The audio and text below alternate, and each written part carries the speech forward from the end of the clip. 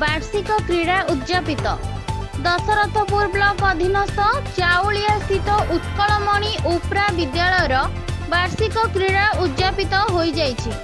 विद्यालयर प्रधान शिक्षक हिमांशु शेखर सामलंक पौराहित्व आयोजित उद्यापनी सभारे मुख्य अतिथि भावे जाफरपुर पंचायतर सरपंच सुरेंद्र कुमार बेउरिया, मुख्य वक्ता भावे पूर्वतन ब्लॉक शिक्षाधिकारी अनदा प्रसाद राणा, सम्मानित अतिथि भावे अवसर प्राप्त शिक्षक रवींद्र कुमार सामल, अलस्था सभापति रवींद्र कुमार पृष्टि, जिला शिक्षक महासंघर संपादक मलय कुमार नायक, सीआरसीसी अशोक कुमार साहू, फिरोज खां, विद्यालयर परिचालना कमिटी सभापति गौरांग चरण दास प्रमुख जोगदेई छात्र छात्री मानंकु उत्साहित करथिले।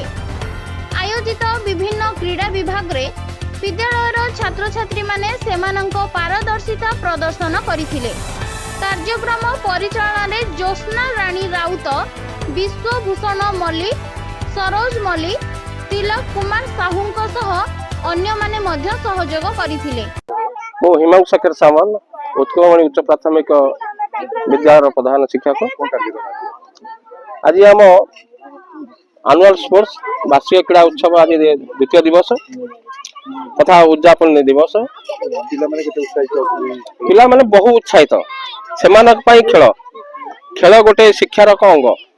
जदि आमे शिक्षक हो पिला कथा न बुझिया न जानिबा तांकर आचरण उच्चारण तांकर शिक्षा संस्कृति आउ सहानुभूति विभिन्न ढंग रही आमे प्रत्येक क्षेत्र में पिला को जज करवा, पिला आग्रह सृष्टि करवा, पिला शारीरिक अंग विकास सार्वजनीन विकास घटिया। ये खेल हूँ सार्वजनीन विकास।